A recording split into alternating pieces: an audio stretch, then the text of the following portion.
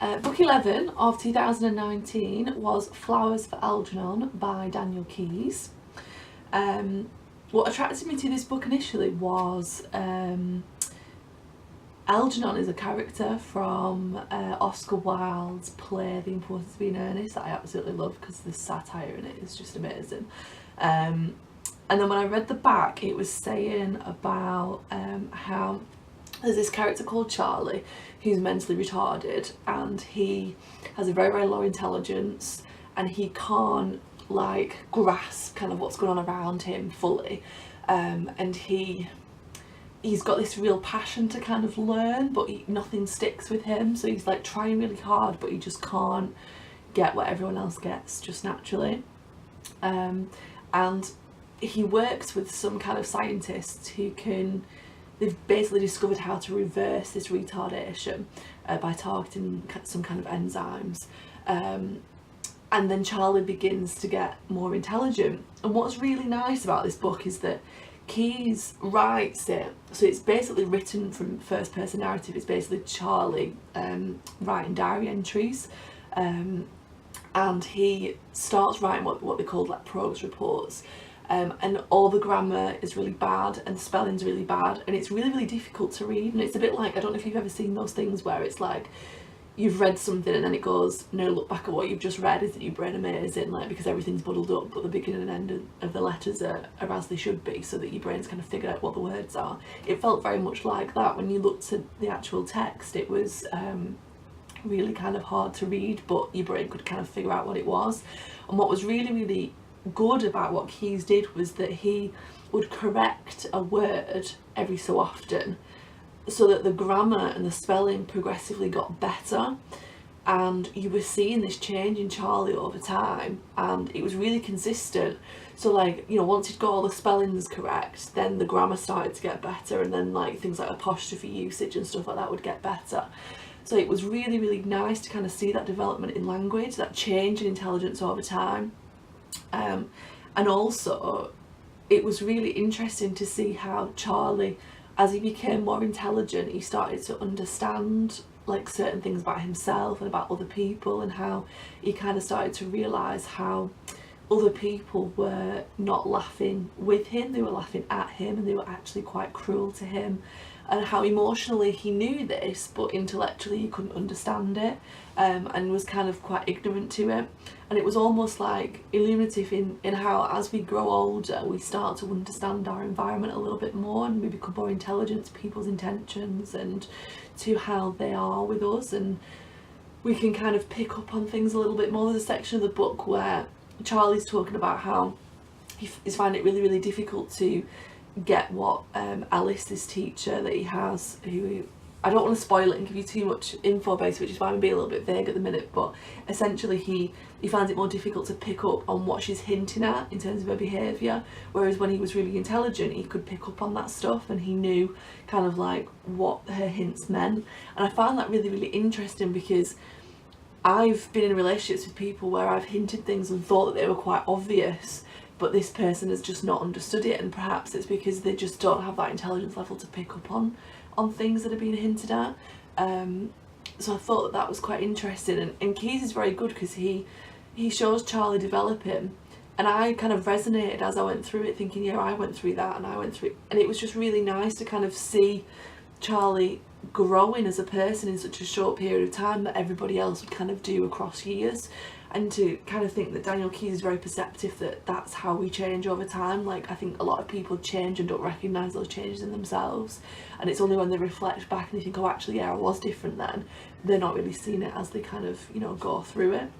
So I thought that was really perceptive of him.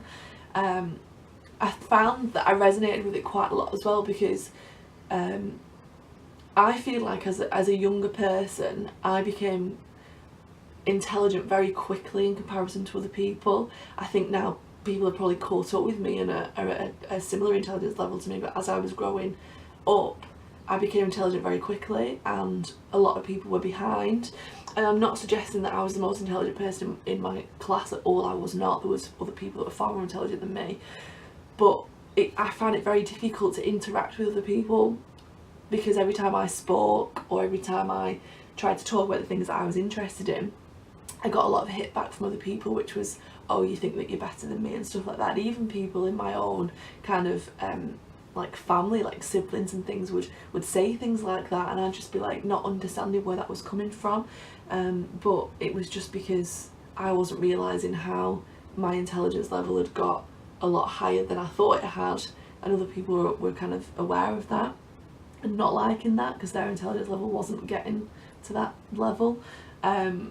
Now, it's interesting how, you know, in the story, Charlie and all Charlie's friends, as soon as he gets intelligent, they're not interested in him anymore, because Charlie is threatening to them, and kind of like seeing their plots and what they're doing to kind of, again, I don't want to spoil it, but like Charlie discovers something that's happening, and because he's discovered it, because he's intelligent, his friends don't like that and kind of want to get rid of him. They do successfully get rid of him.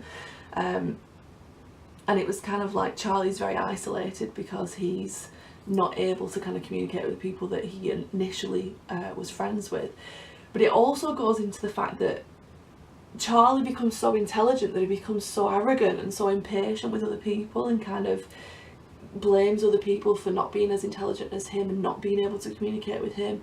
And like he discovers that like the professors at the university aren't that intelligent in anything other than their field of work, and because, you know, we've all got limited intelligence, we've all got an area that we probably would specialise in, but we can't be intelligent in everything. And throughout the book, Charlie far surpasses my intelligence, and he and surpasses all kind of university professors' intelligence. He can read different languages, and you know, he becomes more intelligent than anybody around him, but it's very lonely because he doesn't have anybody to have conversations with, to communicate with, because there's nobody on his level.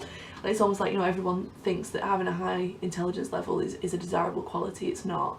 As soon as your intelligence gets to a level that's higher than the majority of people, it's quite isolating. You have to try and find yourself more intelligent friends all the time, because otherwise you can't grow and you just get stuck in your intelligence level that you are. Isolated and not being able to communicate with other people, because you get so impatient with others. You think, why can't they understand what I'm talking about? Why are they so intimidated by how I talk and the things that I discuss? And it becomes quite frustrating. So I kind of resonated a lot with his discussion of things like that. But Keyes kind of, you know, says that you have to be compassionate with people, because people only learn at the level that they're at. Like you can't blame them for not being able to grasp what you're talking about.